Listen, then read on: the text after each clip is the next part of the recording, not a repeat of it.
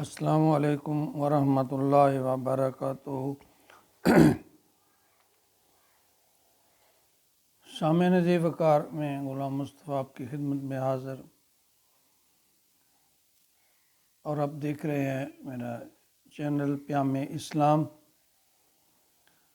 جس میں میں اللہ اور اللہ کے رسول کا پیغام آپ تک پہنچانے کی کوشش کرتا ہوں۔ درس قرآن کے سلسلہ میں آج کا ہمارا سبق سورۃ المائدہ آیت نمبر 8 پر مشتمل ہے۔ اعوذ باللہ من الشیطان الرجیم، بسم اللہ الرحمن الرحیم۔ یا ایہا الذین آمنوا کونوا قوامین للہ شہداء بالقسط ولا یجرمنکم شنآن قوم علی الا تعدلوا اعدلوا هو اقرب للتقوی واتقوا اللہ ان اللہ خبیر بما تعملون۔ آیت مبارکہ میں اللہ رب العزت نے اہل ایمان والوں سے خطاب فرمایا یا ایہا الذین آمنوا، اے لوگو جو ایمان لائے ہو، اے ایمان والو، کونو ہو جاؤ، قوامین للہ، اللہ کے لیے کھڑے ہو جاؤ، شہداء بالقسط، شہادت دیتے ہوئے انصاف کے ساتھ گواہی دیتے ہوئے، عدل کے ساتھ، انصاف کے ساتھ گواہی دینے والے بن جاؤ۔ اس سے پہلے سورۃ نساء میں آیت نمبر 135 میں اللہ رب العزت نے یہ فرمایا تھا، یا ایھا الذین آمنوا کونوا قوامین بالقسط شہداء للہ، اور یہاں جو الفاظ آ رہے ہیں کہ یا ایھا الذین آمنوا کونوا قوامین للہ شہداء بالقسط، یہاں ایک نقطہ ہے کہ اللہ اور قسط یعنی عدل و انصاف جو ہے وہ ایک مترادف برابر کے الفاظ ہیں۔ ایک جگہ فرمایا کہ قسط کے ساتھ کھڑے ہو جاؤ، اور دوسری جگہ فرمایا کہ اللہ کے لیے کھڑے ہو جاؤ۔ اسی طرح ایک جگہ اللہ کے گواہ بن جانے اور دوسری جگہ قسط یعنی عدل انصاف کے گواہ بن جانے کا حکم فرمایا۔ تو دونوں آیات جو ہیں ان میں اللہ اور قسط کے الفاظ ایک دوسرے کے مترادف کے طور پر آئے ہیں۔ دوسرا اہم نقطہ اس آیت میں ہمارے سامنے یہ آ رہا ہے کہ معاشرے میں عدل قائم کرنے کا حکم ہے۔ انسان جو بنی نوع انسان ہے وہ انصاف کی تلاش میں ہمیشہ سرگرداں رہتے ہیں۔ یہاں پر ایک روشنی تو انسان کو اپنی فطرت کے اندر سے ملتی ہے کہ وہ فطرت تقاضا کرتی ہے اس کی کہ وہ عدل پر قائم ہونے والا، کھڑا ہونے والا ہو جائے۔ یعنی العدل اللہ کی ذات ہے جس کا دیا ہوا نظام عادلانہ ہے، لہٰذا اس کے نظام کو قائم کرنا ہماری ذمہ داری ہے، ہم پہ یہ فرض ہے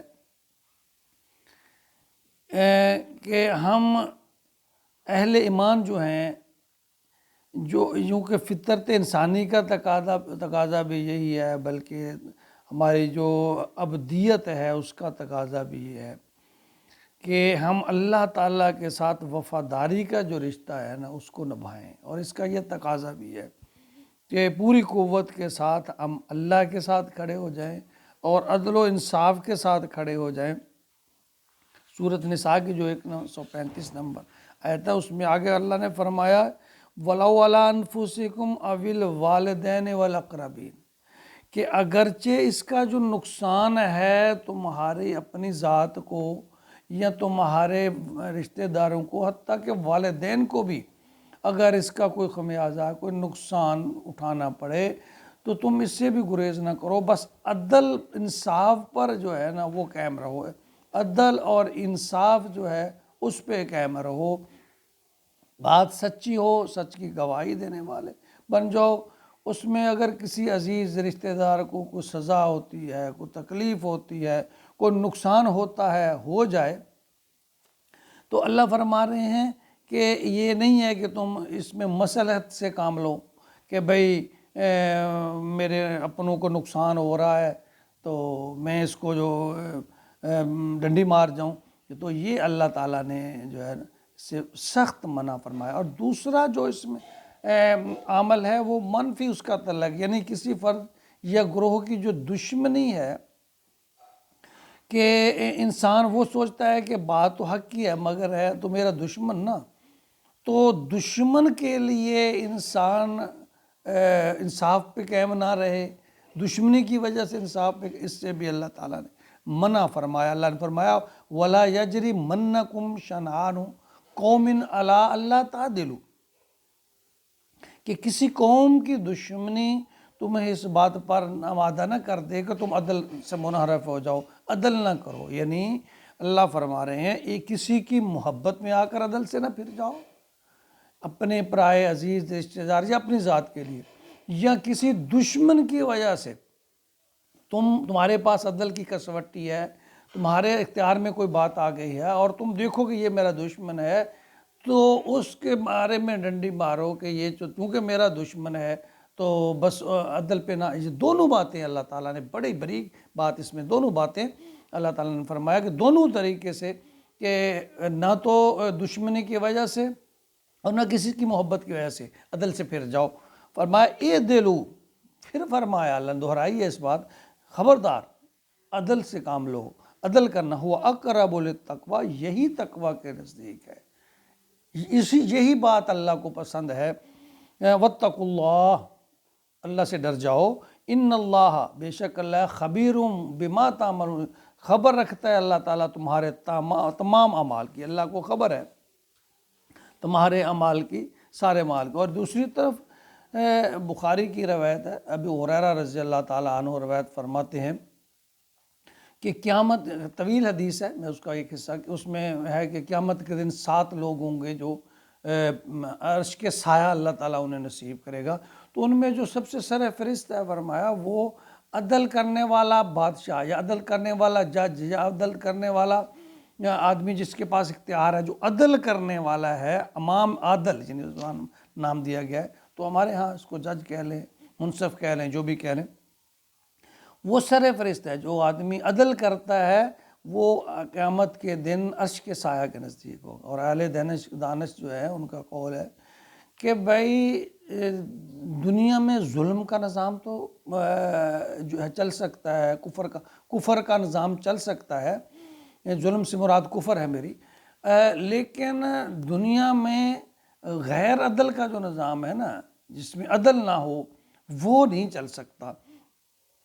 تو اس لیے فرمایا رسول اللہ صلی اللہ علیہ وسلم نے، یعنی ایک رسول اللہ علیہ وسلم کے پاس ایک بہت بڑا ایک نمونہ ہے کہ ان کے پاس ایک فاطمہ بنت اسود نامی ایک قریش کی ایک عورت لائی گئی جس نے چوری کی تھی. تو صحابہ، وہ متول خاندان کی تھی، تو صحابہ کرام ڈر رہے تھے کہ بھئی اس کی نبی پاک صلی اللہ علیہ وسلم جو ہے اس کو چھوڑ دیں، رعایت کر دیں. تو کسی کی جرت نہیں پڑ رہی تھی کہ نبی پاک صلی اللہ علیہ وسلم سے سفارش کرنے کی. تو حضرت اسامہ رضی اللہ تعالیٰ عنہ کو ان کے پیش کیا گیا. تو جب حضرت اسامہ نے نبی پاک صلی اللہ علیہ وسلم کے سامنے سفارش کی تو آپ کا چہرہ سرخ ہو گیا. آپ نے فرمایا خبردار. اسی وجہ سے تو آج سے سابقہ جو اقوام ہیں وہ تباہ و برباد ہو گئے کہ جب ان میں سے بڑا کوئی کام جرم کرتا تو وہ اس کو رعایت دے دیتے، چھوٹا کرتا تو اس کو سزا دے دیتے. خبردار، اگر میری بیٹی فاطمہ بھی اگر یہ جرم کرتی تو میں اس کے بھی ہاتھ کاٹنے کا حکم دیتا. تو عدل اور انصاف اللہ تعالیٰ اس کا مطالبہ کرتے ہیں اور حکم فرماتے ہیں کہ اے انسان، تو کسی محبت میں آ کر یا کسی کی نفرت میں آ کے خبردار تو ایسا نہ ہو کہ تو عدل اور انصاف سے پھر جائے، بلکہ فرمایا کھڑے ہو جاؤ طاقت کے ساتھ، عدل اور انصاف کے ساتھ طاقت کے ساتھ کھڑے ہو جاؤ، اس کی سپورٹ کرو. اللہ نے فرمایا بزدلی نہ دکھاؤ، انصاف عدل کے ساتھ کھڑے ہو جاؤ، مظلوم کا ساتھ دو اور ظالم کے آگے دیوار بن کر کھڑے ہو جاؤ. یہ اللہ کا حکم ہے. اللہ نے فرمایا اللہ سے ڈرو یعنی بڑے سخت اس میں وہ اللہ نے الفاظ ہوا اقرب للتقوی، پہلے تو فرمایا کہ یہ ہوا اقرب للتقوی کہ تقوی کے قریب ہے، ساتھ ہی فرمایا واتقوا اللہ، اللہ سے ڈر جاؤ، اللہ سے ڈرو۔ تو ہمیں چاہیے کہ ہم ہمارے معاشرے میں جو آج کل میں بے انصافی اور ظلم و ستم ہے، ہم اس کے خلاف آواز بلند کریں، کرتے رہیں۔ جب بھی کسی معاشرے میں، کنبے میں، قبیلے میں، کہیں بھی کوئی ناانصافی ہو رہی ہو تو ہمیں چاہیے کہ عدل کے ساتھ کھڑے ہو جائیں، انصاف کرنے والے کے ساتھ، جہاں تک ہماری بساط ہے ہم عدل و انصاف کرنے والے ہو جائیں۔ اللہ تعالی ہمیں توفیق عطا فرمائے اور ہمت عطا فرمائے، آمین۔